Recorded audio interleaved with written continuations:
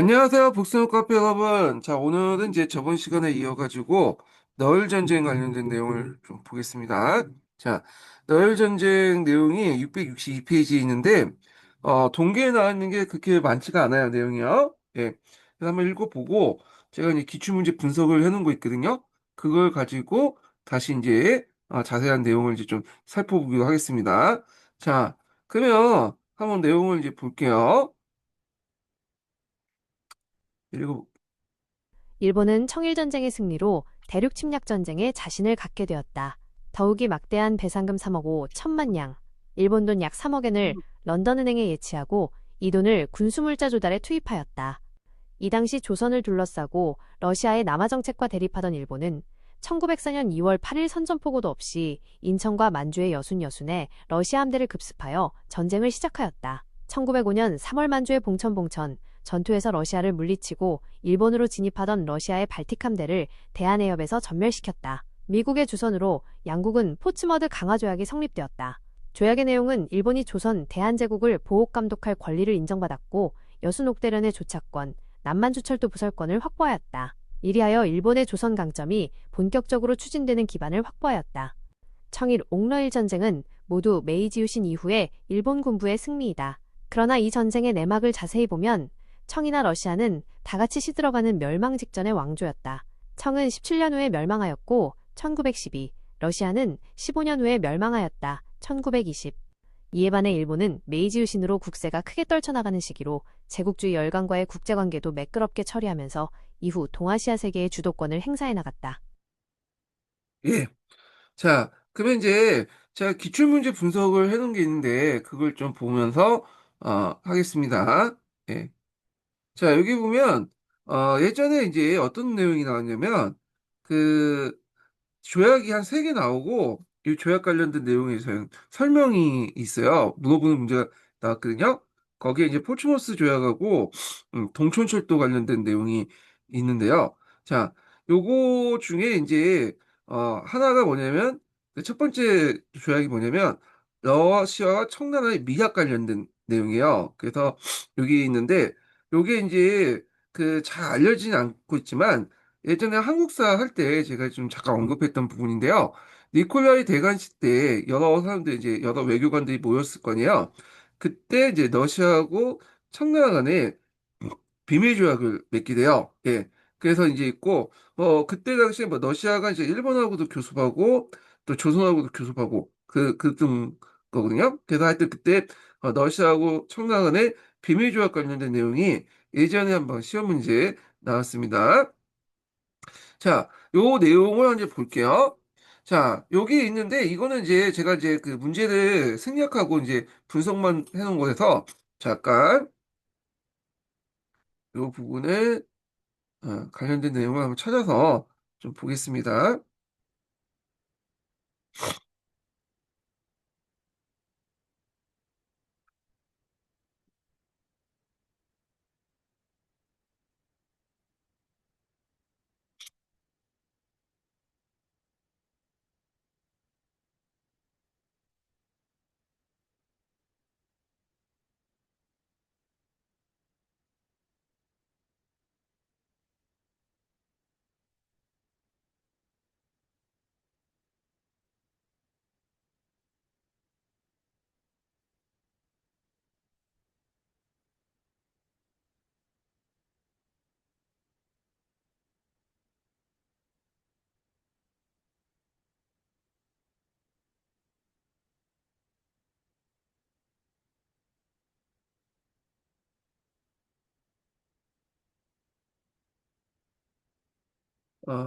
여기 있는데 자, 요 내용을 제가 쓰는 걸 그대로 쓰는 것 같네.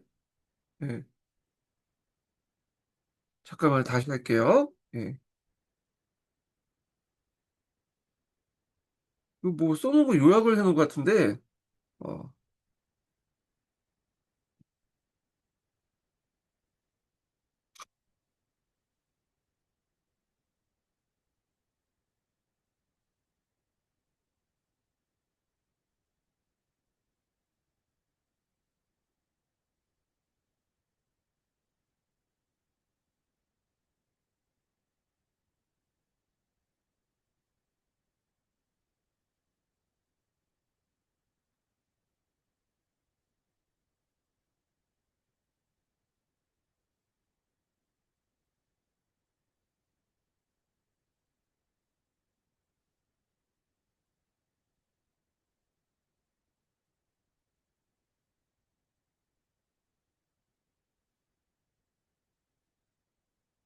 자, 여기 관련된 내용인데 이게 그 당시 이제 너청 비밀 동맹 조약이거든요.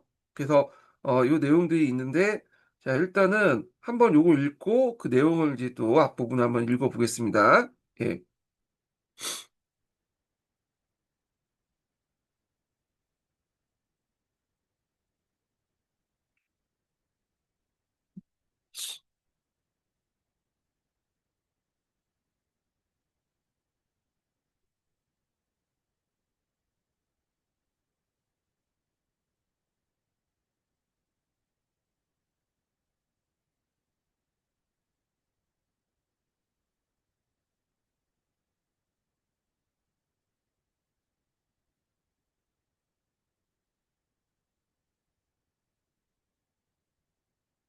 자, 내용을 관련된 내용을 한번 볼게요.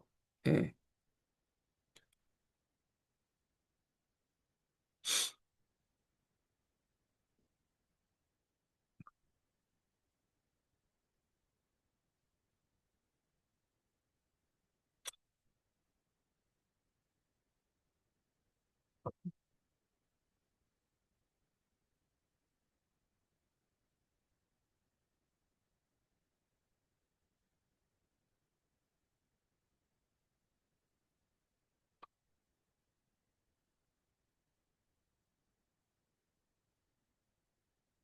원문 사료는 아니지만 러청 비밀동맹 조약의 내용을 담고 있는 관련 문헌의 일부를 제시해드리겠습니다. 이는 실제 사료를 바탕으로 정리된 내용입니다. 러청 비밀동맹 조약, 러청 밀약 관련 내용.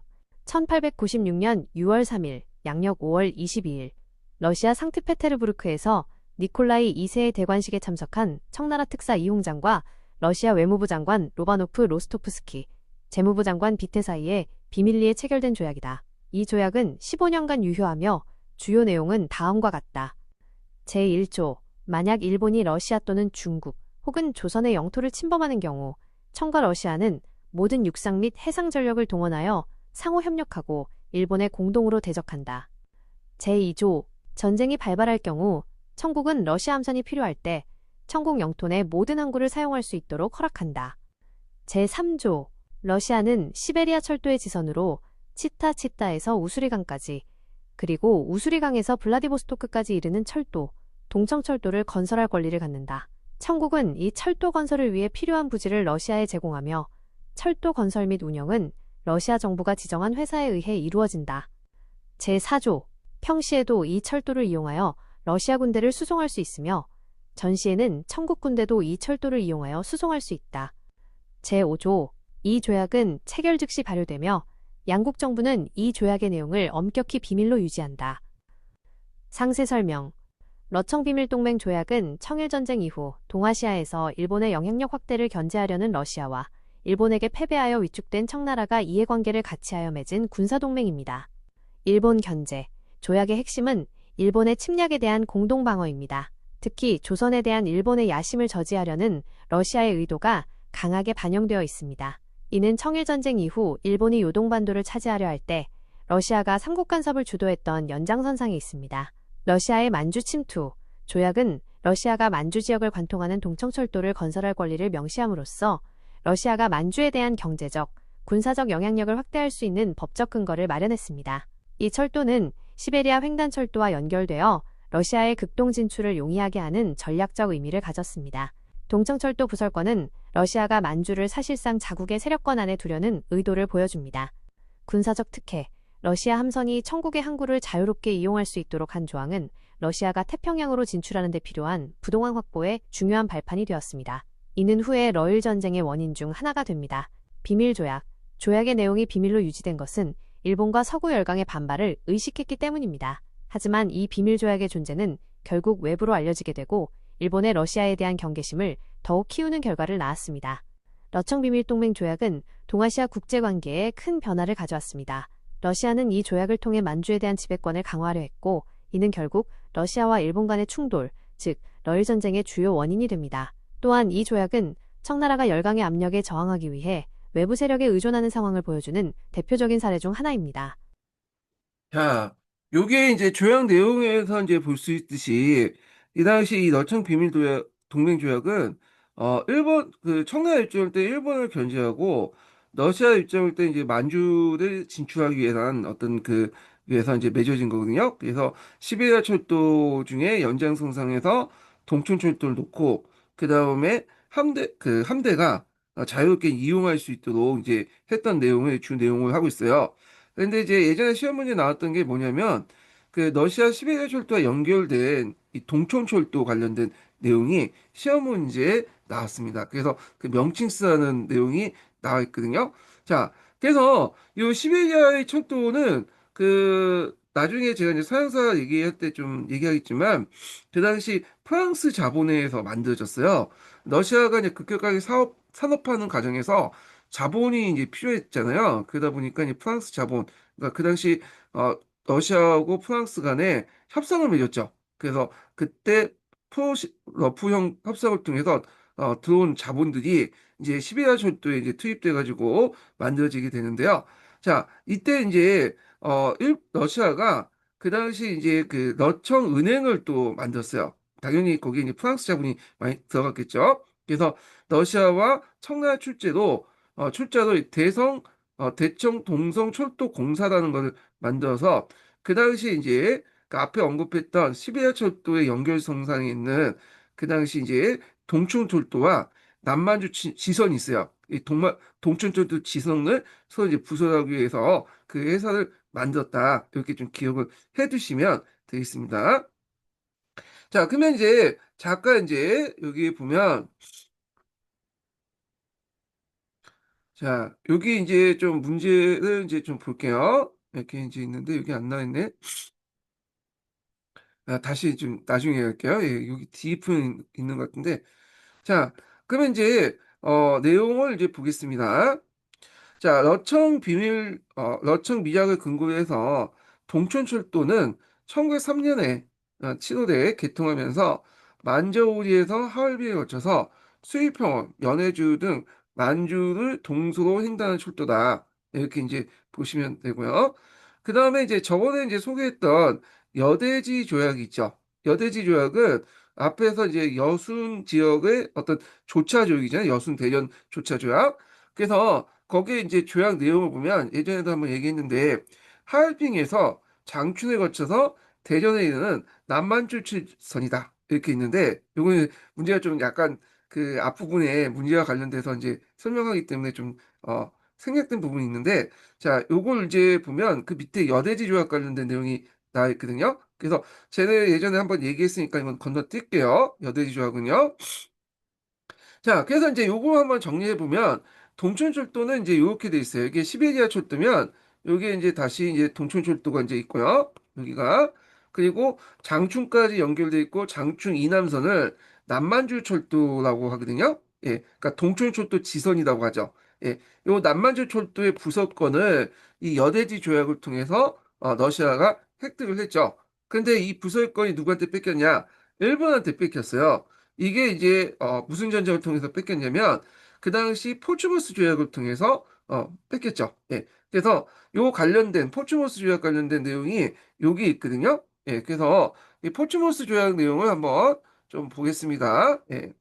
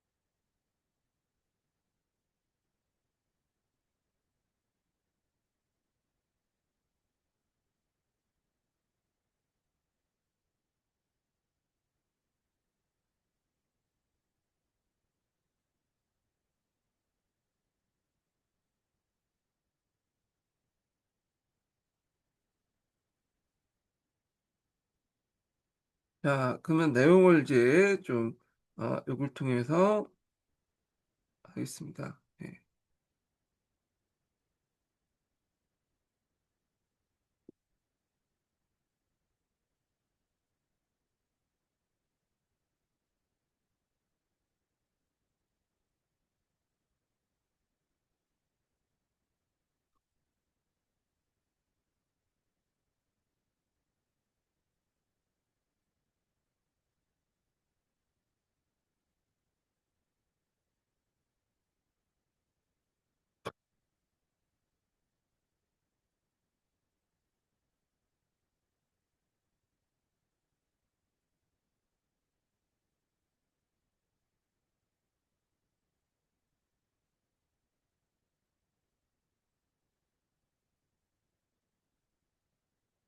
물론입니다. 아래는 포츠머스 조약 Treaty of Peace의 핵심 조항 번역과 함께 상세한 해설을 포함한 전체 내용입니다.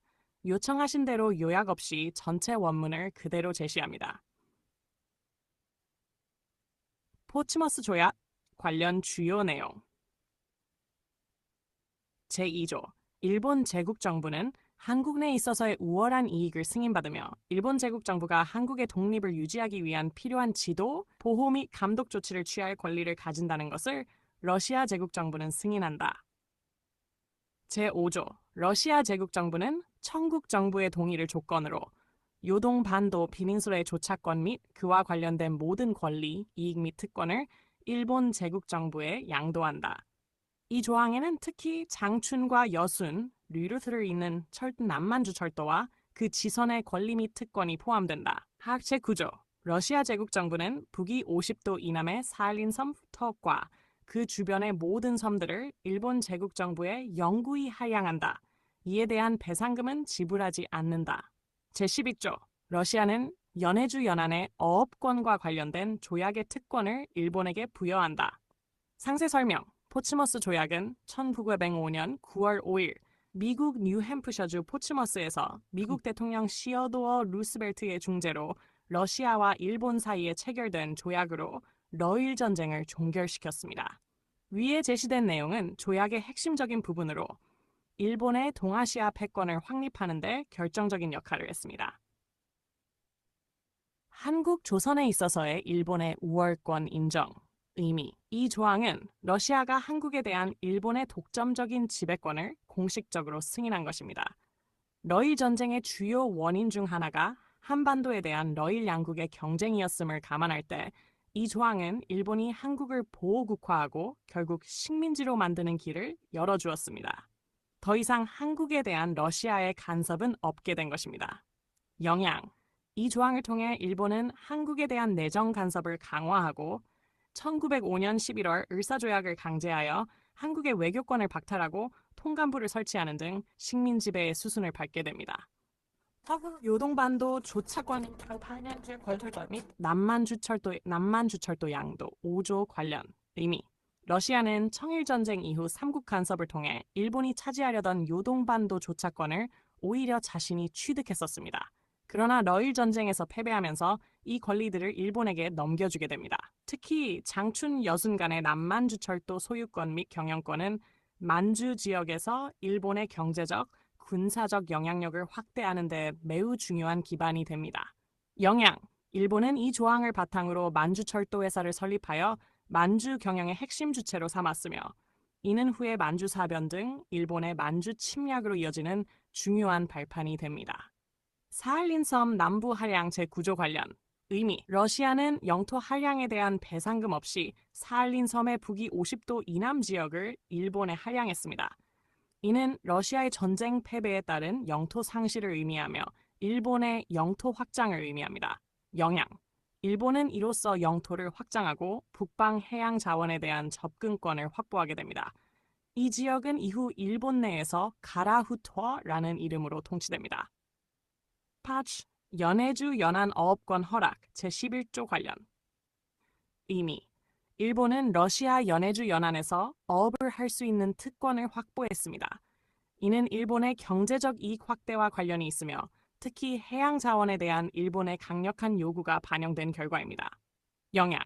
일본 어민들은 러시아 연안에서 자유롭게 어업 활동을 할 수 있게 되어 일본의 수산업 발전에 기여했습니다. 종합적인 의미, 포츠머스 조약은 러시아가 동아시아에서 지배적인 영향력을 행사하려던 시도를 좌절시키고 일본이 동아시아의 새로운 패권국으로 부상했음을 국제적으로 공인하는 계기가 되었습니다. 이 조약은 일본이 한국을 식민지화하고 만주 지역으로 진출하는 데 필요한 국제적 정당성을 부여했으며 이후 일본의 제국주의적 팽창 정책에 중요한 기반을 제공했습니다. 또한 미국 대통령 루스벨트의 중재로 이루어졌다는 점에서 미국의 국제적 위상을 높이는 계기도 되었습니다. 자, 그러면 이제 관련된 내용을 이제 좀, 보겠습니다. 그, 자, 이 포츠모스 조약을 통해서 일본은 한반도에 대한 영향력을 강화했고, 앞에 러시아가 러청 비장하고 여대지 조약에서 확보한 것 중에 여순 대련 조차지, 요 지역을 얘기하죠. 그리고 동춘철도 일부 구간, 그러니까 이제 여기에서 이제 그 장충에서 누순 대련으로 연결되는 여대지 조약을 통해서 확보된 이 부설권 내용과 그 다음에 강산 채굴권 등 상당수의 만주 지역의 이권을 일본한테 넘겨줬죠. 그래서 이제 이 문제는 포츠모스 조약에서 여순 대전을 제외하고 만주에 샀던 일본의 권한을 장충 이남 철도 지선, 이 남만주 철도, 연선 강상 채굴권이다. 이렇게 있고요. 자, 만주의 철도에 있어서 동촌철도와 동촌철 지선의 하얼빈과 장충 간 러시아가 가능하고 장충 이남의 철도는 일본이 가능하죠. 그래서 요 동철철도를 이제 북만주 철도라고 하고 동철철 일선을 남만주 철도라고 해요. 예, 이렇게 이제 구분을 하고요. 그리고 이제 그 당시 일본은 포츠모스 조약에서 이제 획득한 이 러순 다련 조차지와 그다음 남만주 철도를 지키기 위해서 뭘 이제 배치하냐면 간동군이 배치되죠. 예. 그래서 이 지역을 간동주라고 하고 그리고 요 지역을 이제 지키기 위해 간동군을 이제 배치시켰다. 이렇게 이제 보시면 되겠습니다. 자, 일본은 포츠모스 조약에 있어서 만주에 대한 권한을 국제 인정받기 위해서 5조 6조를 명시하고 있는 중국 정부의 승인의 형식적으로 피했다. 왜냐면 포츠모스 조약에서 이제 언급되고 있는 이들 지역이 형식적으로는 중국의 주권하에 있는 지역이거든요. 예, 그러다 보니까 형식적이지만 중국 정부의 승인이 필요했어요. 그래서 이 당시 일본과 청나라는 1905년 12월 달에 그 북경조약, 그러니까 만주 선후조약을 이제 체결하게 되죠. 예. 그래서 이제 요 내용이 이제 있는데 이거는 여기 포츠모스 조약의 부속 조약이라고 보시면 돼요. 근데 이제 당사자가 그 러시아와 일본이 아니라 여기에 이제 중국 영토와 관련됐기 때문에 일본하고 그 당시 중국 청나라 정부였다는 거. 요게 이제 좀 다를 뿐이죠.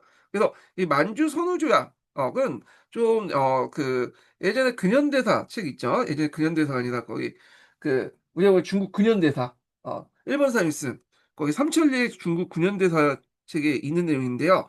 자, 그리고 15년 개정 교과서 동아시아 교과서에도 잠깐 언급돼 있어요. 그래서 요 만주 선우조약도 명칭 정도는 물어볼 수 있을 것 같거든요. 네, 그래가지고 한번 좀 찾아서 이제 보겠습니다. 예.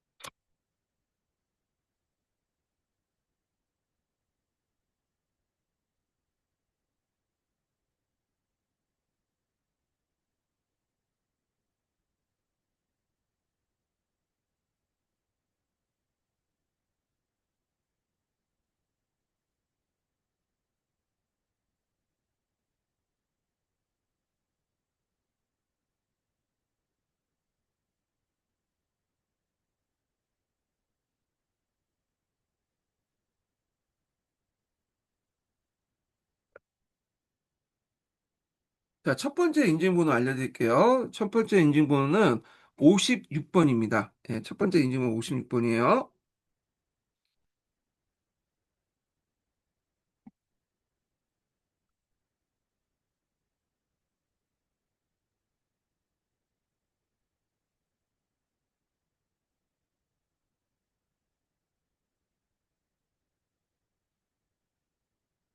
자, 만주 선호조약 관련된 내용을 한번 이제 보겠습니다.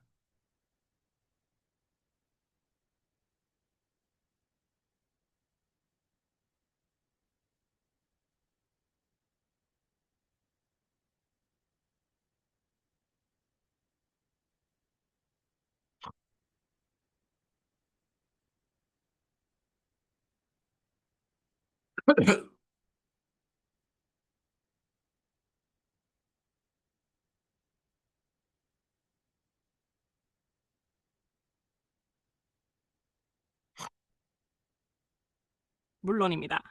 요청하신 대로 만주 선후조약, 만저상허条约, 1905년 12월 체결의 주요 조항과 그에 따른 상세 설명을 요약 없이 그대로 아래에 제시합니다. 만주 선후조약, 만저상허条约, 북경조약련 주요 내용. 제1조.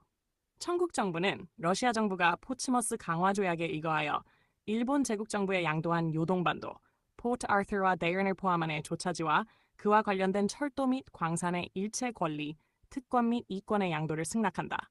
또한 사할린 섬의 하량 역시 승낙한다. 제3조. 일본 제국 정부는 청국 정부와 러시아 양국 간에 체결되었던 조차지 및 철도 부설에 관한 기존 조약의 원칙에 비추어 노력하고 준행하여야 할 의무가 있음을 승낙한다.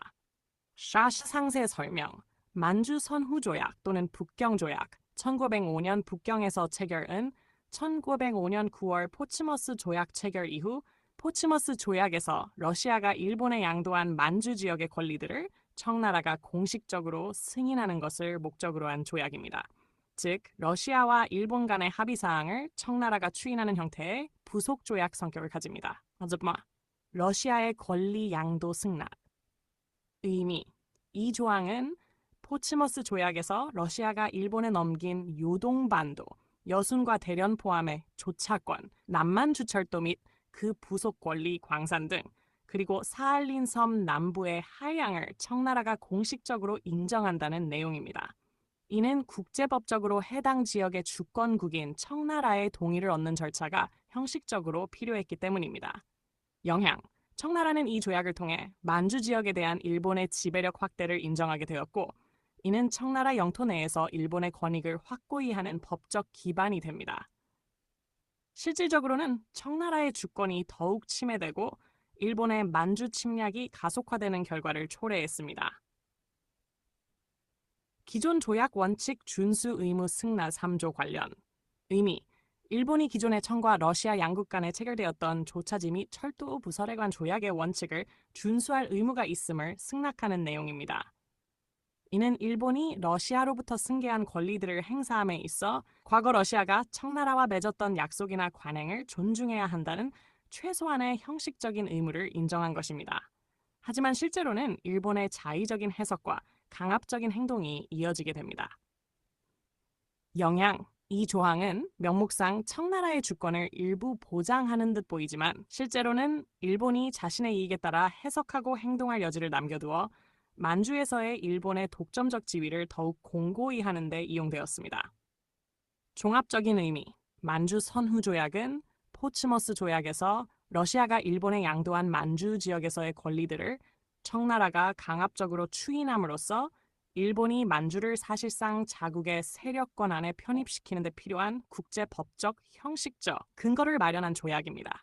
이 조약으로 인해 일본은 남만주 철도를 중심으로 만주에서의 경제적, 군사적 영향력을 급속도로 확대할 수 있게 되었고, 이는 일본의 대륙 침략 정책의 중요한 발판이 됩니다.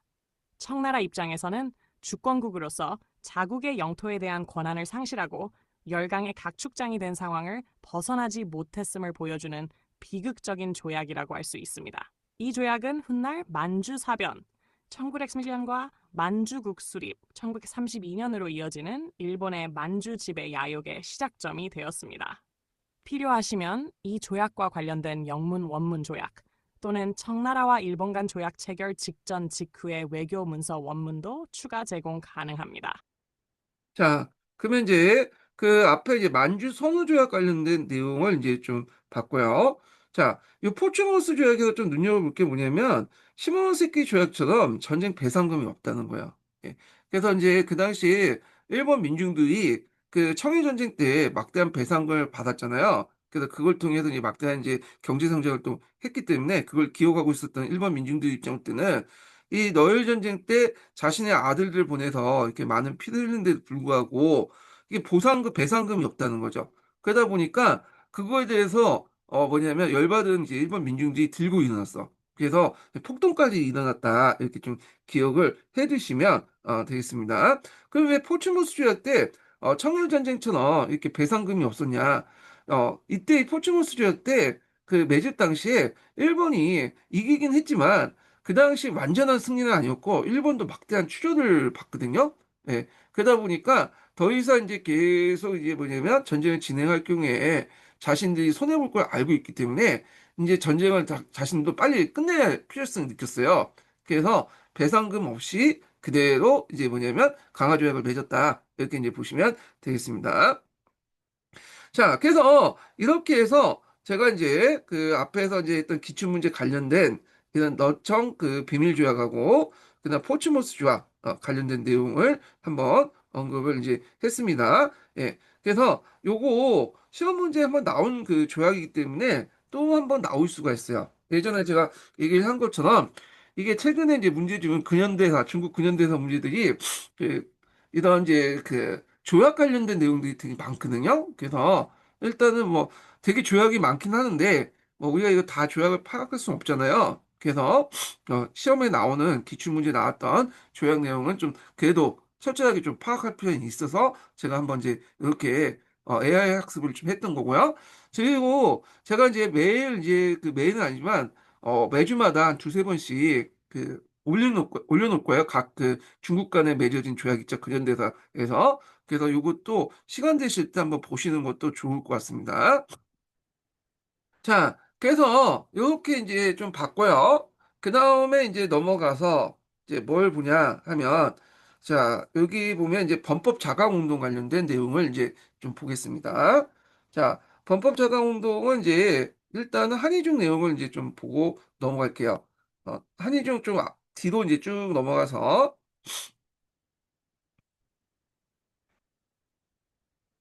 자, 몇 페이지 펴보냐면 314페이지 펴보세요. 자, 이 그 범법 운동이라는 것은 이제 그 종전에 단순히 기술만 받아들인 것을 넘어서 범법, 그러니까 법과 제도를 바꾸자라는 것까지 했던 것이 이제 범법 자강 운동이죠. 그래서 이 범법 자강 운동은 그 당시 공양학자들 중심, 캉유엔이나 양치차원을 중심으로 했고, 이 공양학은 또 이제 공자진하고 또 위원하고 또 연결돼 있죠. 그래서 범법 운동이 일어났던 배경에는 어, 크게 두 가지를 볼 수 있는데요. 하나는 앞에서 언급한 청일전쟁과 그다음 청푸전쟁이죠. 그래서 청일전쟁과 청푸전쟁으로 인해서 양모운동의 한계성이 노출되고, 그 다음에 이제 일본의 개혁 모델이 부각이 되죠. 일본이 이 청일전쟁 때 이제 크게 승리했고, 그랬잖아요. 그러다 보니까 일본이 왜 승리했냐? 이거는 일본이 이펑군주제를 도입했기 때문이다. 이런 식의 결말이 나오게 된 거죠. 자, 그 다음에 또 양모운동의 이제 그 간독상판의 문제점, 이런 등등을 해가지고 범법운동의 어떤 그 배경이 되었던 거고요. 어, 중심 인물은 공양학을 이제 익혔던 캉유에이와 그의 제자였던 양지차오, 양계초라고 이제 하죠. 이 사람들 중심으로 이제 진행됐다. 이렇게 이제 보시면 되겠습니다. 원래 캉웨이와 랑치차오는 벗을 하지 못하고 그 이제 시험을 보는 사람들이었어요. 그래서 초창기 때는 여러 번 상소를 올렸지만 벗을 하지 못한 상태에서 이게 상소를 올렸기 때문에 항제까지 전달되지 못했잖아요. 그러다가 나중에 캉웨이가 시험에 합격하고 나서 이제 하이지 벗을 얻고 나서 상소를 올렸기 때문에 나중에 이 상소 내용을 받아들여. 예. 그래서 이런 상소 운동을 통해서 그 당시 자신의 입장을 황제에게 전달하고 노력했고 그 당시 젊은 황제였던 강서제가 그걸 바탕으로 해서 아니, 그걸 이제 나중에 받아들여서 범법 자강 운동을 펼쳤다. 이렇게 보시면 되겠습니다. 그리고 이제 칸웨이의 대표적인 작품이 책이 신학의 경고와 공자 계제고가 있거든요. 예, 그래서 공약을 바탕으로 쓴 책이 있는데 요거는 나중에 다시 이제 좀 설명을 하기로 하겠습니다. 자, 그러면 내용을 한번 강독을 해볼게요. 자, 양호운동이 한창 궤도로 오는 1980년대 후반부터 서구의 정치제도 도입, 즉 제도적 개혁을 주장한 범법론이 나타났다. 자, 이 범법론의 배경이 이제 여기 있는데 첫 번째는 대만 사건, 청골 전쟁에서 굴욕적인 타협으로 양문의 파탄을 자각하고 이를 대체한 병역 이동이 필요했던 겁니다. 자, 여기에 이제 청일 전쟁도 들어갈 수 있겠죠. 자, 이런 전쟁들, 대만 사건, 청골 전쟁, 청일 전쟁 공통적으로 이게 이제 앞에서 탈청 형상이라고 했죠. 그래서 이걸 통해서 이제 그 당시 동아시아 국제 질서가 중국 중에 동아시아 국제 질서가 무너졌다. 이렇게 이제 보시면 될 것 같고요. 자, 두 번째로는 간독상판식 양무 기업이 부국 그 강병의 추구에 도움이 되지 않다는 인식이 범법론 대립에 일조했다. 자, 그런데 이제 범법론의 운동의 구체적인 계기는 이 청일전쟁이었다. 요거와 연결시켜서 이제 좀 보시면 될 것 같고요. 자, 전쟁 후 열강의 경제적 도착이 오고 그래서 청일전쟁 이후에 청나라가 상당히 종이호랑이라는 걸 이제 알게 되냐. 잠자의 호랑이가 아니라 종이호랑이라는 걸 알게 되면서 그 당시 많은 이제 요구를 하게 되죠. 그래서 앞에는 강주만이나 교주만이나 등등등을 이제 요구를 하게 되잖아요. 자, 그래서 이런 요구가 나라를 망하고 중국인이 멸종될 수 있다는 뭐냐면 위기의식이 범법론 운동에 연결시킨 것은 그 당시康회의 등 하급 관련 지식이었다. 그래서 이런 위기의식, 가분의식이라고 하죠. 이런 것들 이제 범법론을 연결시킨 사람이康회의다. 근데 이康회의는 고위직 관료가 아니에요. 그 앞에 양봉운동처럼 이용장이나 진국본이나 이런 지방 한인 관료지만 이들은 고위직이었죠. 근데 이들은 뭐냐면 하급 관리나 지식인이에요.康회의도 처음에 올릴 때는 상소 올릴 때는 과거에 합격하지 못한 상태에서 올린 거기 때문에 황제에게 직접적으로 이렇게 상소 내용이 잘 전달되지 못했다. 이렇게 이제 보시면 되겠습니다. 자, 그래서 캉웨이는 1980년대 후반부터 제도개혁의 필요성을 주장한 글을 황제의 고관학에 올리기 시작해서 결국에는 5차 상서인가요? 예. 그때 이 상서 내용이 황제에 전달돼 호평을 받았다. 이렇게 이제 보시면 되는데요. 자, 여기에서 이제 1895년에 상서 내용을 좀 볼 필요가 있어요. 이게 예전에 한번 시험 문제에 나왔던 거거든요. 그래서 한번 내용을 이제 좀 보겠습니다.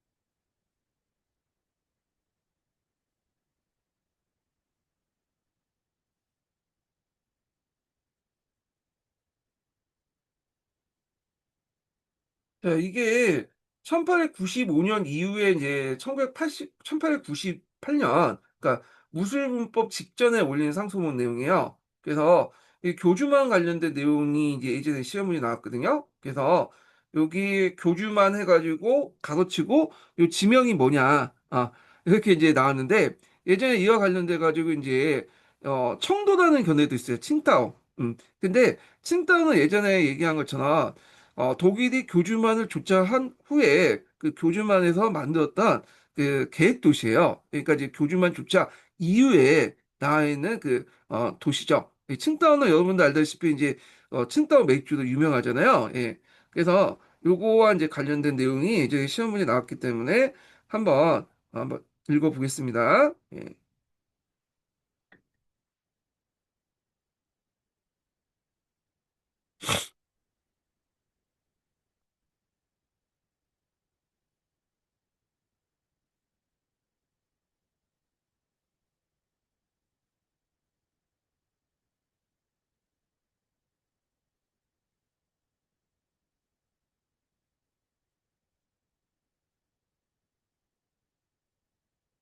자, 내용을 볼게요.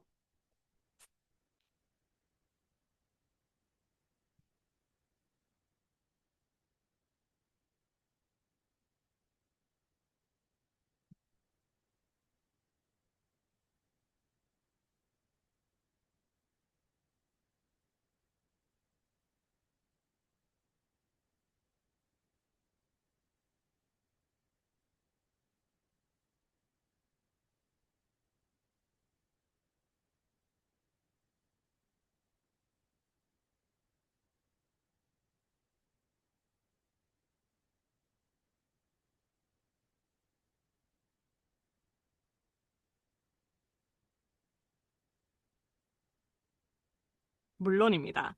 요청하신 대로 캉유의 상소문 중 교주만 조차와 관련된 내용에 대한 발제 번역 및 상세 설명을 교대로 아래에 제시합니다. 캉유의 상소문 중 교주마였습니다.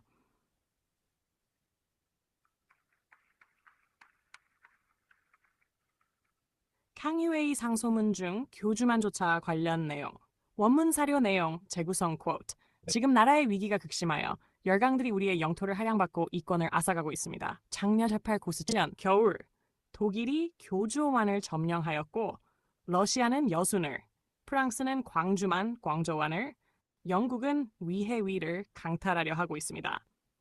나라가 망할 징조가 눈앞에 있는데 어찌 감히 한가하게 앉아 죽음을 기다릴 수 있겠습니까? 폐하께서는 즉시 조치를 취하시어 변법 비엔파를 단행하시고 옛것을 버리고 새로운 제도를 세우십시오. 그리하여 나라의 힘을 길러 외적을 막아내고 백성을 구제하며 망국의 위기에서 벗어나십시오. 상세 설명.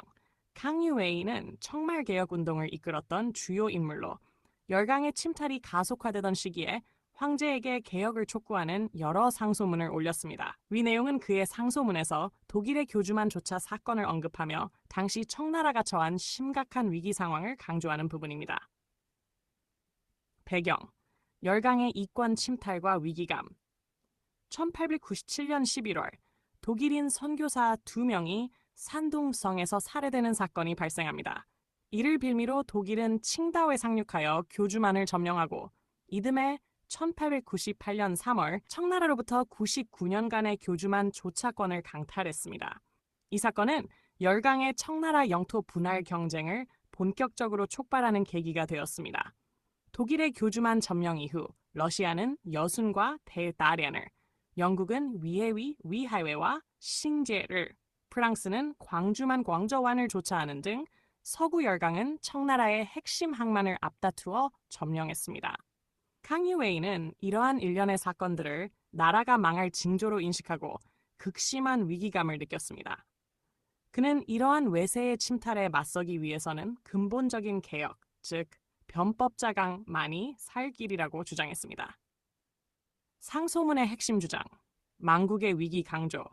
캉유웨이는 상소문에서 독일의 교주만 점령을 필두로 한 열강의 이권 침탈 상황을 구체적으로 열거하며 청나라가 마치 쪼개지는 수박처럼 분할될 위기에 처했음을 역설했습니다. 그는 지금 나라의 위기가 극심하여 와 같은 표현으로 당시 상황의 절박함을 전달했습니다. 변법자강의 촉구. 이러한 위기 상황을 타개하기 위해 그는 광서디에게 즉시 제도 개혁 비엔파를 단행하여 옛 것을 버리고 새로운 서구식 제도를 도입할 것을 강력히 촉구했습니다. 이는 서구의 군사, 과학 기술뿐만 아니라 정치, 교육, 경제 시스템 전반에 걸친 개혁을 의미했습니다. 목적, 변법을 통해 청나라의 국력을 강화하고 열강의 침략으로부터 국가를 보위하며 궁극적으로 백성의 삶을 안정시키고 망국의 위기에서 벗어나자는 것이 그의 궁극적인 목표였습니다. 됐어, 먹었어. 캉유웨이 상소문의 역사적 의미. 캉유웨이의 이러한 상소문은 당시 청나라 지식인들이 열강의 침탈 앞에서 느꼈던 좌절감과 위기감을 대변하는 동시에 국가적 생존을 위한 근본적인 개혁의 필요성을 강력하게 제기한 중요한 사료입니다. 그의 상소는 광서제의 지지를 얻어 무술변법, 1088년을 추진하는 직접적인 계기가 되었지만 서태후를 비롯한 보수파의 반발로 실패로 끝나고 말았습니다.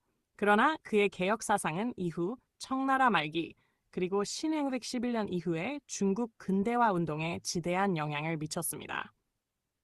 자, 그래서 그 내용들 좀 보시면 될 것 같고요. 자, 그 다음에 계속 이제 읽어보겠습니다. 자, 캉웨이는 글을 올리는 외에 첨학회나를 조직하고 이 학회가 이제 강학회와 관련된 내용이거든요. 그래서 강학회 좀 이름 외워두시고요. 그 다음에 강학부나 시무부를 이제 발간하는 등 지식인과 관료 사이의 범법 사상을 고취시키는 데 노력했다. 그래서 캉웨이의 초기 활동이 활발하게 전개되고 황제에게 알려진 데 대해는 양우파 대신 이용장의 주화론적인 외교론에 반대한 주존론을 주장하는 청류파 대신들의 지원이 컸다. 이 청류파라는 사람들은 양우파 애들하고 좀 반대한 그 세력들이요. 그렇다고 해서 우리가 생각하는 수구파는 아니야. 예. 그래서 약간 이제 뭐냐면 양우파하고 수구파의 중간 정도 이런 세력들이 청류파 대신하고 이제 볼 수 있다. 이렇게 이제 보시면 되겠습니다. 자, 범법운동은 중앙 차원에서가 아니라 지방의 호남선에서 먼저 실천 옮겼다. 그래서 이抗의 제자 양계초가 이 호남성에 내려가서 이제 범법운동을 주도를 했어요. 그래서 호남선 범법운동 관련된 내용은 그 뭐냐면 강제중국사에 잘 나와 있거든요. 근데 여기서 이제 좀 약간 요약한 것 같아요. 내용을 보면 자, 양계초가 호남성 심우학당에 초빙되면서 호남성 운동이 본격화됐다.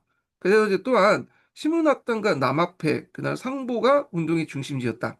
자, 이들 기가활동에서 호남성 개혁론자들을 고취하고자 한 것은抗의의 범법 개혁론, 그중에 민권론과 평등론이었다. 자, 민권과 평등은 전체 국민을 상정한 민권이라든지 평등이 아니라 신사층을 대상화한 것이다. 그래서 우리가 이 민권, 평등할 때는 전체 국민을 대상으로 이제 생각을 할 수 있지만 아직까지 그 정도는 아니었고 신사층을 대상으로 이 민권과 평등론을 주장했다. 이렇게 보시면 되겠습니다. 그래서 이제 이 남학회는 학회의 성격을 띠면서 동시에 신사들이 모여서 정치를 이제 참여하는 일종의 지방의회 기능을 가지게 되는 걸 상징되었다. 그런데 호남성의 수구적인 상층 신사를 볼 때는 눈을 볼 때는 하층 신사 위주의 개혁론은 기존의 질서를 파괴하는 위험이 되었고요. 그래서 1898년 3월에서 4월경까지 호남성 개혁론자에 대한 수구파의 공세가 본격화되면서 양계초가 호남성을 떠냈다. 그래서 이 그 호남성의 개혁운동은 전국 차원의 개혁운동 하기 전에 그 뭐냐면 일종의 이제 뭐랄까 시범적으로 한번 해본 개혁이다. 이렇게 이제 보시면 되고요. 그래서 막상 전국적인 차원에서 개혁운동이 중앙에 추진된 문역에 호남성 개혁운동은 정치 상태에 들어갔다. 이렇게 이제 보시면 되겠습니다. 자, 그 다음에 이제 이후 범법운동을 추진했던 인물들이 중앙에서 이제 전국적 개혁운동 추진 주체를 창출하려고 집요하게 노력했던 다시 할게요. 예, 범법운동을 추진하던 인물들이 중앙에서 전국적인 개혁운동의 추진 주체를 창출하려고 집요하게 노력했던 것도 호남성 그 개혁을 통해서 수구적인 분위기에서 지방 차원의 개혁이 불가능한 걸 깨닫게 되었고요.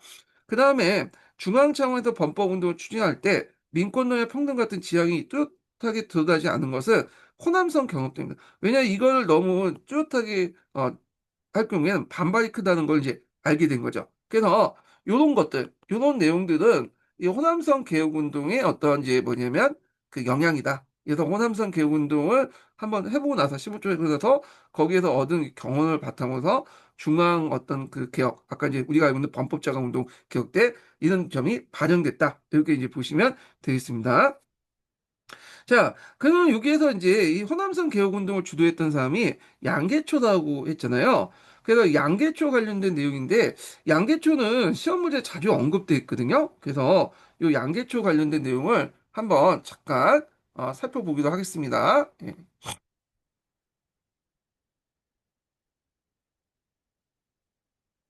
이 사람은 이제 인물 탐구를 좀 해볼게요.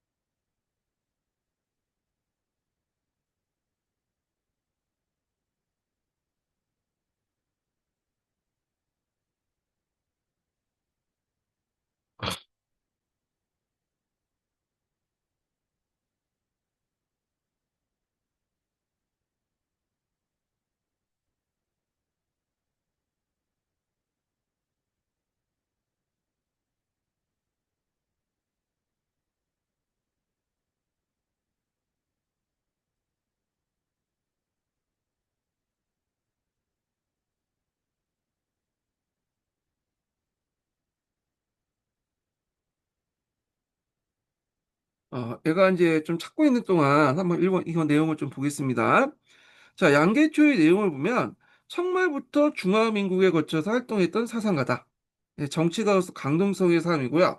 그래서 이 양계초하고 캉웨이는 강동성 사람이에요. 강동성 여러분들 이제 홍콩이라든지 선전이라든지 강주에 있는 거잖아요. 지금 있는 도시 중에 거기에 있는데 지금도 개혁개방의 산시지만 그 당시에도 이제 이 강동을 중심으로 해서 많은 이제 외국인들과 교류를 하다 보니까 이 강동 사람들이 다른 지역 사람들보다 상당히 머리가 깼거든요. 예. 그래서 이제 있고, 그래서 스승 강유에 함께 범법운동에 참가했고요.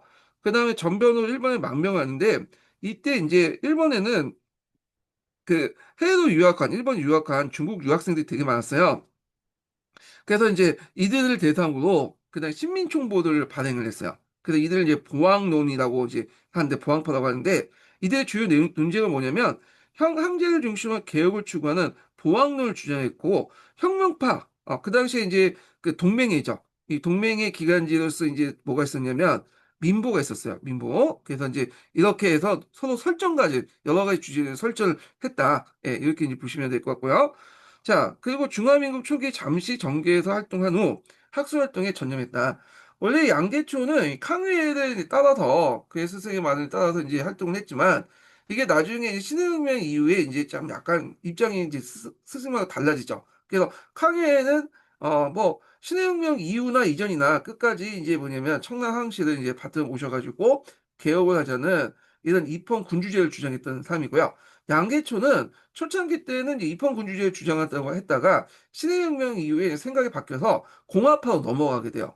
예, 그래서 위안스카이가 이제 뭐 자기가 이제 제재운동 할 때 제일 반대했던 사람이 양계초고요. 그리고 자기 스승이었던 캉웨이가 공자를 신을 모시자 하는 공고운동을 이제 추진할 때 반대했던 사람이 양계초야. 그래서 공자라는 사람은 뭐냐 유명한 사상가로서 존경할 만한 사람이지 신호 받들어 모실 수 없다. 이런 내용을 이제 해서 공교운동을 반대했던 내용, 사람이거든요. 이 공교운동 반대 내용이 예전에 한번 또 기출문에 나왔던 거죠. 자, 그래서 양계초 관련된 내용이 상당히 이제 뭐냐면 중요한 내용들이 많으니까 이렇게 좀 파악을 해두시면 되겠습니다. 자, 그래서 이제 양계초 관련된 내용도 있는데 한번 좀 볼게요. 이 사람이 예전에 한번 시험 문제 자주 언급된 이게 어유 설명이 많네. 예. 얘가 찾는 동안 좀 내용을 또 진행을 해보겠습니다. 예.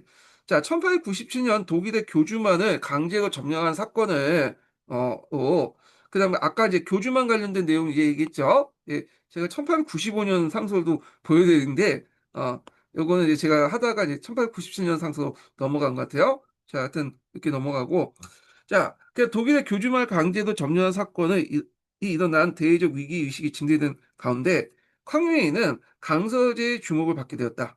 그다음 일본의 메이주 신가 그 당시 러시아 포트로 대제의 개혁을 고취한 글드가 자신의 개혁론을 주장한 글들을 황제에게 올렸고요. 그래서 황제가 접근할 수 있게 된 이 시점에서 예전에는 이제 황제에게 올려도 중간에 커트가 됐잖아요. 그런데 이제 1895년부터 해서 1897년에 이제 올려놓은 그 상소 내용들이 이제 조금씩 아름아름 이제 캉유에게 강서제에게 이제 전달이 되면서 그 당시 강서제의 의견을 적극적으로 이제 캉유의 의견을 강서제가 적극적으로 받아줬다. 이렇게 이제 보시면 되겠습니다.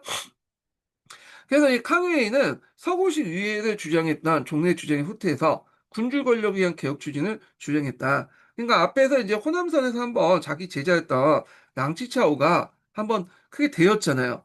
그래서 이런 식의 서구식 유연제, 뭐 민권론 이런 것들 이제 전면으로 내세울 경우에는 이게 이제 반발이 크고 그리고 강서제 입장 올 때 자기 권력을 뺏는 거잖아요. 그러니까 이런 걸 잠시 이제 접어주고 강서제하고 좀 약간 통할 수 있는 내용들로 해가지고 접근에 들어갔다. 이렇게 이제 보시면 되겠습니다. 자, 그러면 이제 요 무술범법이라고 하는 이제 개혁 내용을 좀 볼게요. 크게 이제 무술범법을 1차 개혁하고 2차 개혁 이렇게 나눌 수 있거든요. 그 모델이 됐던 것이 이제 메이지 유신이죠. 1차 개혁은 사대부와 관련된 내용이고요. 2차 개혁은 그 백성들과 관련된 내용이에요. 자, 그럼 내용을 보면요.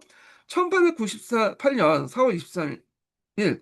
태후의 동의를 얻어서 강서제와 개혁을 하겠다는 명령을 내면서 무술범법이 막이 올렸다. 자, 캉유에이는 개혁을 추진한 나갈 기구를 제도국을 개설하고요. 예. 근데 이제 이게 개설이 됐다는데 엄밀히 말하면 개설한 건 아니에요. 예. 요거는 시도만 했어요. 시도만. 예. 개선을 하지 않고 자, 개혁 진행 중인 학업관리 임용과 산업진흥 신식학교 개설을 권유했다. 이때 신식학교라는 것은 서양식 이 학교를 얘기하죠. 서양의 근대를 학문을 받아들이는 신식학교 관련된 내용이고요. 자, 항제는 과거제에서 팔고문 같은 형식의 치우침 문체를 폐지하고 그리고 서원을 학당으로 변경해서 유명무실한 이제 유명무실한 관료기를 폐지했다. 그래서 강서제 그 무술범법 시기 때 그 교육개혁 관련된 내용이 예전에 시험문이 나왔는데 요거 쓰시면 되겠죠. 뭐 신식학교 개설, 뭐 과거제에서 팔고문 같은 형식 폐지, 그 다음에 이제 뭐 서원에서 학당으로 이제 변경, 뭐 이런 것들 이제 보시면 되겠습니다. 자, 그래서 이 팔고문 같은 경우에는 폐지되고 그럼 과거를 폐지하냐? 그럼 그거 아니고 과거는 그대로 유지한 채 과거에 대한 신식학문 같은 거를 배우겠죠. 그래서 팔고문만 폐지한 거야. 근데 내용만 폐지한 거죠. 근데 이 팔고문은 나중에 다시 부활돼요. 예, 범법 자가운동이 실패한 후에 다시 부활돼서 좀 하다가 완전하게 팔고문이 폐지된 건 언제냐? 강서신정 때죠. 그래서 과거제가 폐지되면서 팔고문 또한 폐지되었다. 이렇게 이제 보시면 되겠습니다. 그리고 개혁 추진의 미온적인 수급화 관료 및 사람을 태후의 제가 없이 파격적 파직하고 황제 친위군을 만들려고 구상을 했다. 요걸 이제 뭐냐면 신권 유권이라고 하죠. 신권 유권. 이거 예전에 시험문이 나왔죠. 줄여서 신군이라고 해. 신군. 이 신군은 나중에 위안스카이가 장악을 하죠. 예. 그래서 하여튼 이러한 이제 범법과 황제 움직임은 서태를 중심한 수급파의 경각심을 불러일으켜서 사태를 결국 전멸을 향해서 향해 치닫게 되었다. 이렇게 이제 보시면 될 것 같고요. 자, 요 개혁 내용은 한예종의 내용이 좀 약간 부실해서 신동기 내용을 이제 보고 넘어갈게요. 예. 자, 신동기 내용은 이제 나중에 전반적으로 이제 읽어보겠지만 여기 내용을 이제 좀 보겠습니다. 자, 몇 페이지 펴보시냐면요. 664페이지 이제 펴볼게요. 예. 자, 여기 이제 신동기의 내용을 보겠습니다. 지금까지 한 내용을 이제 신동기에서 한번 볼게요. 아, 자, 독일의 교주만 점령에 의하여 열강에 의한 중국 문화의 임박했다고 생각한 캉유에이는 강서제에서 다시 상서, 5차 상소하고 6차 상소를 올려서 개혁을 주장했다. 자, 상소의 요점은 대외적으로 영국과 일본과 연합해서 그 당시 분할국면을 타개하자. 그래서 연인 연영일론이라는데 이 사람이 이제 그 영국하고 일본에 대해서 호의적인 생각을 갖고 있어요. 왜냐면 이 사람이 강동사람이잖아요. 그러다 보니까 영국과 일본에 대해서 호의적인데 특히 영국 같은 공행무역을 통해서 강동성에 주도했죠. 그러다 보니까 이제 영국의 문물을 많이 접해보고 호의적인 감정을 갖고 있고, 일본도 이제 청일전쟁 이후에 이제 왜 우리나라가 파였냐 이렇게 보니까 아, 이 일본은 그 당시 그 의회 제도를 도입했기 때문이다 등등을 이제 생각을 했기 때문에 메이지 유신을 이제 바탕으로 해서 개혁을 했기 때문에 일본에 호감을 갖고 있었죠. 근데 반해서 러시아에 대해서는 상당히 경계하고 있었어요. 러시아의 남하 정책 같은 거 있죠. 그래서 영국과 일본을 이제 서로 연결해서 러시아를 격퇴하자. 그런 이제 내용을 이제 상세 요점의 내용이고요. 그 다음에 대내적으로 이제 그 뭐냐면 제도국을 개설해서 그 당시 이제 전면적인 개혁을 단행하자. 그래서 뭐 이 사람이 제도국 개설을 되게 강조를 했던 내용이 많거든요. 근데 이제 제도국은 그 사람이 주장했던 내용이고 실질적으로는 이제 개설되지는 못했어요. 시도만 했다. 이렇게 이제 보시면 되겠습니다. 자, 그래서 실제로 이제 뭐냐면 개설된 거는 무군전이야. 2차 개혁 때. 이건 좀 뒤에 얘기할게요. 자, 그래서 이제 먼저 개혁의 중심기구로서 제도국을 개설하여 유능한 인재를 등용하여 황제는 이곳에서 국정을 윤원하여 새로운 제도를 제정하고자 주장했다. 그래서 1898년 강서제가 이제 강요의 주장을 받아들여서 개혁을 단행하는 특별한 조치를 내니 소위 무술백일 개혁이다. 그러니까 개혁 내용을 보면 제도국 개설, 개혁파 관리 임용, 3인의 상서 허용. 자, 3인의 상서 허용까지 이제 허용한 것이 주 내용이 뭐냐면 예전에 이제 캉웨이가 그 제하에 있을 때 상소를 올려도 받아들이지 않았거든. 이런 게 좀 한이 있었나 봐. 그래서 이제 집어넣은 것 같고 그 다음에 이제 산업진흥이나 그 다음에 이제 그 당시 그 서양학문 그런 것들 이제 받아들이는 거 그런 것들을 이제 했고요. 신식학교 설치해서 자유는 의복제도 등이다. 자, 개혁운동의 중심이 되는 제도국 설치는 보수적인 대신대 반대로 부딪혀 진전이 없었으나 과거제에서 팔고의 폐지, 서원에서 학당의 전환 등은 여러 가지 개혁이 추진되었다. 자, 캉웨이는 개혁에 방해가 되는 수급화 대신에 숙청을 요청하면서 예부상서를 비롯해서 고급 관리를 선택을 제거 없이 파지시켰다. 자, 이에 담사동 같은 개혁파 관리를 군기장경을 이제 임명해서 제도국 설치 방을 나갔고요. 그 다음에 2차 개혁, 이걸 이제 2차 개혁을 이제 1차 개혁까지 별도로 그 뭐냐면 계도 백도라고 이제 하는 이제 그군요. 그래서 1차 개혁은 전국 시조라는 이제 개혁을 조치를 내려가고 신사 개척을 한 데 반해서 여기는 계도 백도는 이제 주로 일반 백성들 대상으로 이제 한 거예요. 모든 계층들을. 그래서 유명무실한 관료기구 철폐, 제도국 성격을 갖고 있는 무군정 개선, 그 다음에 한계 군사력을 강화할 목적으로 친위군을 창설했고요. 그 다음에 이제 신군 육군, 이걸 줄여서 신군이라고 해요. 신군. 그래서 원세계의 창설자인 원세계에게 친위군을 맡기고자 했다. 원세계는 원래 초창기 때는 요 개혁파들하고 좀 친분이 있었나 봐요. 그래서 원세계 자기 편이라고 생각을 해서 이제 접근했는데 나중에 원세계를 배신했죠. 예. 자, 하여튼 1, 2차 개혁 관련된 내용 좀 파악을 해두시면 될 것 같고요. 자, 그래서 요 관련된 내용을 이제 한번 좀 관련된 사료를 찾아서 한번 좀 보겠습니다. 그래서 아까 이제 했던 내용부터 이제 좀 볼게요. 아까 얘가 찾기를 좀 어려워가지고 그랬는데 얘가 못 찾고 했네. 찾다가 조중에 그만둬가지고 그런 것 같아요. 예. 그래서 양계초 내용은 각자 찾아보시고 이게 뭐 중요한 건 아니기 때문에 요거와 관련된 내용들을 좀 보겠습니다. 무술개혁 관련된 내용을 좀 보겠습니다. 요 개혁에 관련된 내용.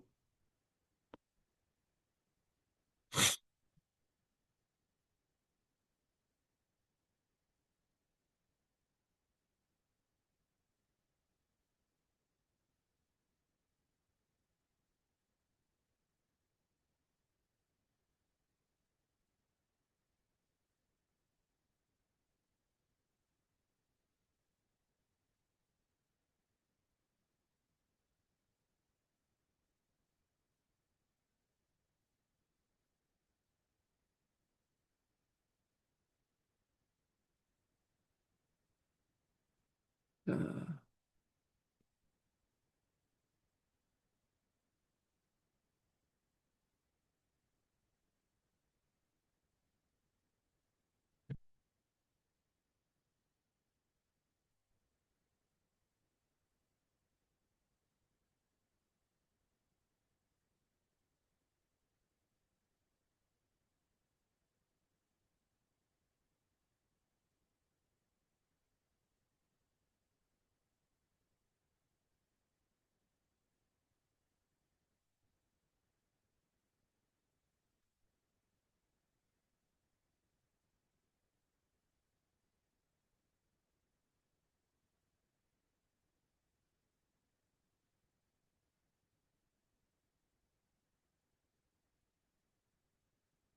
제가 이거 미리 찾아서 이렇게 제시하면 좋은데, 얘가 몇 개 찾아서 이렇게 미리 찾아서 이제 올려놓으면 도중에 이게 없어지더라고요. 그 내용이 이제 뭐 용량 차이인지 모르겠고, 어쩔 수 없이 이제 제가 강의 도중에 제가 제일 좀 하는 방식으로 하고 있거든요. 그래서 좀 이 문제를 좀 해결할 필요는 있을 것 같아. 미리 제시할 때 없어지는 형상들 좀 해결해야 될 것 같은데, 이거 만 대여섯 개 올려놓으면 그냥 내용 자체가 없어져 버려. 예. 그래가지고 좀, 어, 시간이 이렇게 자주 찾는데 좀 시간이 걸리긴 하는데, 예.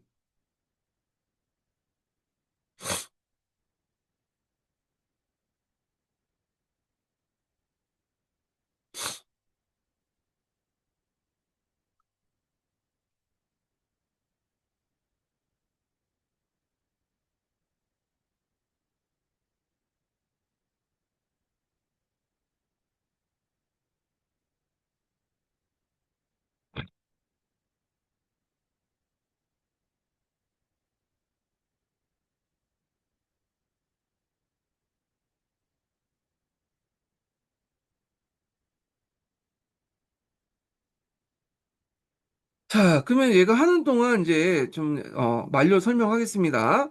자, 앞에서 이제 1차 개혁하고 2차 개혁 관련된 내용을 이제, 본다고 했죠. 그래서 1차 개혁하고 이제 2차 개혁 내용이 이제 쭉 있거든요. 자, 여기 보면 이제 1차 개혁 내용에서는 제도국 개설, 그다음 개혁파 관리 임용, 3인의 상소용, 산업진흥, 신식학교 설치 및 자유는 의국제도, 그다음에 과거제에서 팔공을 폐지, 그래서, 있고, 서원의 학당 전환, 무신한 관료기구 철폐가 있고요. 그 다음에 이제 2차 개혁 같은 경우에는 이제 그 밑에 내용인데, 일단은 이제 그 당시 이제康裕가 자신을 반대하는 세력들을 이제 처벌하고 나서, 진행을 했던 거죠. 그래서, 무군절을 개선했고요. 제도국은 개설하지 못하고 이제 그 무군절이 개설된 거예요. 그다음 친위 유권 같은 이제 신군 유권을 이제 개설했다. 뭐 이런 내용들이 있습니다. 자, 그 밑에 1차 개혁에 관련된 그 사업 내용에 전국 조라는 거예요. 전국 시조라고 또 하거든요. 그래서 이 전국 시조가 이제 범법을 알리는 이 개혁의 내용이고요. 그 다음에 이제 과거제도 개혁 조치 관련된 내용이 이제 있죠. 팔고문을 폐지하고 시무책을 제시한다. 이때 시무책은 서양의 학문 같은 것들을 이제 봤다. 이렇게 보시면 되고요. 자, 팔고문이 완전히 폐지된 거는 나중에 강서신정 때요. 이때 일시 폐지된 거다. 이렇게 이제 보시면 되겠습니다. 자, 그 다음에 이제 밑에 이제 쭉 내용이 있거든요. 예, 이게 뭐, 너무 길게 설명해 놨네, 얘가. 자, 그래서 잠깐 좀 기다려 주세요. 자, 그럼 한번 AI 학습을 좀 해보겠습니다.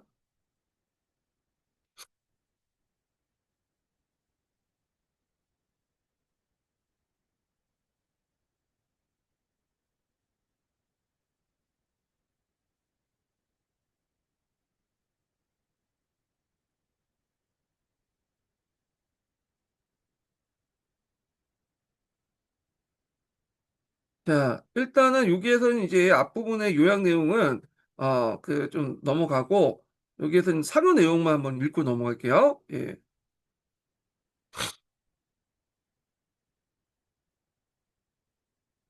물론입니다. 운동의 중심이 저 실용시키려 했습니다. 8년 4월 23일 숱한 고위 관리들을 서태후의 재가도 없이 파직시켰습니다. 유명무실한 관료기구를 철폐하고 원세계에게 친위군을 맡기고자 하였습니다. 예. 관련 사료, 광서제 광슈디의 변법 조칙, 일부 발췌 및 번역. 무술변법은 광서제 1898년 6월 11일 전국고에 저어를 내리면서 본격적으로 시작되었으며 이후 103일간 여러 차례의 개혁 조칙이 발표되었습니다. 그중 핵심적인 조칙 내용을 재구성하여 제시합니다. 1. 1898년 6월 11일 전국조 변법 시작을 알리는 조칙. 오픈 쿼트. 지는 나라의 현재 위기가 심각함을 통탄하고 서양 열강이 날마다 우리의 영토와 이권을 침탈하고 있음을 본다. 변법화를 하지 않고서는 나라를 보전할 수 없으며 옛 관습만을 고수하다가는 결국 망국의 길로 접어들 것이다. 이제부터 제도를 고쳐나가고 새로운 학문을 장려하며 백성의 뜻을 헤아려 모든 분야에서 개혁을 추진할 것이다. 각 성의 관리들은 봉건적인 사고방식을 버리고 새로운 제도를 연구하며 실용적인 인재를 발탁하여 국력을 강화하는 방안을 강구하라. 특히 신식 교육을 진흥하고 상업을 장려하며 군사제도를 개혁하는 일에 전력을 다하라. Close quote. 랄탁 2. 1898년 6월 23일 폐팔고문 조저 과거 제도 개혁 조칙 오픈 쿼트 과거 시험의 문체인 팔고문은 시대에 뒤떨어지고 실용성이 없어 인재를 선발하는 데 방해가 된다. 이에 팔고문을 폐지하고 대신 시무책, 경위 등을 위주로 하여 실질적인 정책 역량을 갖춘 인재를 선발하도록 하라. 각 서원은 모두 학다당으로 개편하여 실용적인 학문을 가르치도록 하라. 서양의 과학기술과 정치제도, 경제 발전에 필요한 학문들을 적극적으로 도입하고 기존의 유생들은 새로운 학문에 힘쓰도록 권장하라. 사료 설명. 이러한 조칙들은 당시 네. 청나라의 최고 자, 그래서 요 정도 이제 파악하고 넘어가겠습니다. 자, 그러면 이제 계속 이제 좀 볼게요. 자, 여기에서 이제 한의중 다시 넘어가서 범법운동에 이제 관련된 사상 내용을 이제 좀 여기에서 설명을 하고 있거든요. 자, 여기 보면 범법운동의 구체적인 궁극적인 목표는 위해제도 개선을 포함한 입헌군주의 개혁이었다. 자, 강설의 지원을 얻어서 중앙의 범법운동을 추진하는 덴디는 일단 이제 앞에서 호남선 개혁운동 할 때 너무 자기 의견을 직접적으로 드러낼 경우에 반발이 크다는 걸 이제 알게 됐잖아요. 그래서 외제 주장을 일단 보류한 채 우선 개혁 추진 기구 마련 등을 최대 목표로 내세우고 있지만 이는 전술적 후퇴였다. 그래서 이 개혁 기구 추진 마련, 그러니까 제도국을 개설을 했는데 시도했지만 이것도 이제 반발에 부닥쳐서 안 됐죠. 그래서 무군전을 대신 이제 설치했다. 이렇게 보시면 되겠습니다. 그래서 이 개혁 추진 기구의 마련은 꼭 입헌군주제적 개혁에 향한 척근이었다. 그만큼 범법화 입헌군주제 지향은 수국파 관료들의 주된 공격 대상이었다. 자, 이때 이제 그 이 사람이 썼던 책 중에 이제 어떤 책이냐면 공자 계제론이라는 책이 있어요. 공자 계제론 있고 그 다음에 이제 신학의 경고라는 책이 있거든요. 예, 그래갖고 여기 있는데 저 요 관련된 내용은 동계도 그 내용이 보여요. 그 내용이 있는데 요거 한번 읽어보겠습니다. 자, 자, 여기 동계 644페이지에 이제 내용을 좀 볼게요. 자, 무술개혁을 주도한 캉우의 범법이 주장이 처음 나타난 것은 1888년 1차 상서에서이다. 자, 이와 함께 당시에 청류파 고관이었던 건데 이 청류파 고관은 약간 이제 양무파와 보수파의 어떤 중간 사이, 그러니까 중도파 그 당시에 이렇게 이제 보시면 돼. 그러니까 양무파이긴 하는데 보수파적 입장. 그러니까 이제 범법 자강 운동하고는 좀 약간 이제 중도에 있는 거죠. 범법 자강운동파와 그다음에 이 수구파 사이에 중간에 있는 세력들을 청류파라고 한다. 이렇게 이제 보시면 되겠습니다. 그래서 청류파 고관들 안에는 보면 그 인물들 보면요. 상당수 양무파 관료들이 많이 보여요. 예. 그래서 양무파 관료가 100% 청류파 고관은 아니지만 그중에 상당수가 뭐냐면 그 청류파 고관이다. 이렇게 이제 보시면 되겠습니다. 그 양무파와 보수파가 약간 플러스되는 그런 인물들인데 자, 옹동화, 장지동, 그다음 이용조 같은 들은 의원제와 법치의 중요성을 강조해抗회를 지원했고, 그러니까 청류파 고관들도 일부 우리가 아까 양구운동이라 해서 무슨 법 기술만 이제 그 강조하고 법까지도 받아들이지 않다 이렇게 이제 생각하는 사람도 있겠지만 상당수는 법과 제도도 받아들이자, 의원제도도 받아들이자고 하는 사람도 일부 있었어요. 예. 근데 이들 입장을 때 지금 당장은 좀 어렵다라는 입장이었죠. 근데 캉웨이가 이제 이렇게 유연제 주장 같은 걸 개설 같은 걸 주장하니까 캉웨이는 이제 뭐냐 사상적으로 이렇게 여러 가지 지원을 해줬다. 그러니까 여러 가지 이제 물적 사상적 지원을 해줬다. 이렇게 이제 보시면 되겠습니다. 자, 그래서 하여튼 캉웨이의 더욱 정치 활동의 기반을 다져나갔다. 그래서 캉웨이가 신화의 경고와 그 당시 공자 계제고들을 저수하여 정통적인 유교 공자에 대한 강한 비판을 가면서 개혁의 이론적 기초를 마련했고요. 그리고 캉웨이가 특히 주목된 것은 일본의 메이지 유신이었으며 그 당시 청일전쟁 결과 일본이 승리한 것을 증명한 걸 단정하였다. 아, 그래서 여기에서 이제 볼 게 이제 신학의 경고하고 그 당시 또 이제 뭐냐면 공자 계절교인데요. 자, 이 신학의 경고와 공자 계절교는 그 당시에 이제 그 공자의 상을 바꿔가지고 유교와 공자의 상을 바꿔서 새로운 개혁의 모델을 만들겠다 이렇게 한 거야. 그러니까 이게 정통의 유교와 공자에 대한 강함을 비판했는데 주의할 것은 유교와 공자를 뭐냐면 부정한 게 아니에요. 유교와 공자를 부정한 게 아니라 종전의 유교와 공자에 대한 상을 다시 바꿔서 의미도 다시 바꿔가지고 그걸 개혁의 원동력으로 삼았다 이렇게 해석하시면 돼요. 예. 그래서 유교와 공자를 부정하는 게 아니라 유교와 공자를 관련된 그런 유교와 공자에 대한 상을 바꿔서 새롭게 이제 그 의미를 부여해가지고 이걸 바탕으로 해서 뭐냐면 개혁을 삼았다 이렇게 이제 이해를 하셔야 되는데 자 그러면 이제 신학의 공부하고 공자 개조가 어떤 책인지 요걸 이제 구체적으로 알아야 될 거 아니에요. 그래서 요거는 좀 쉬었다가 다시 진행을 해볼까 합니다. 예.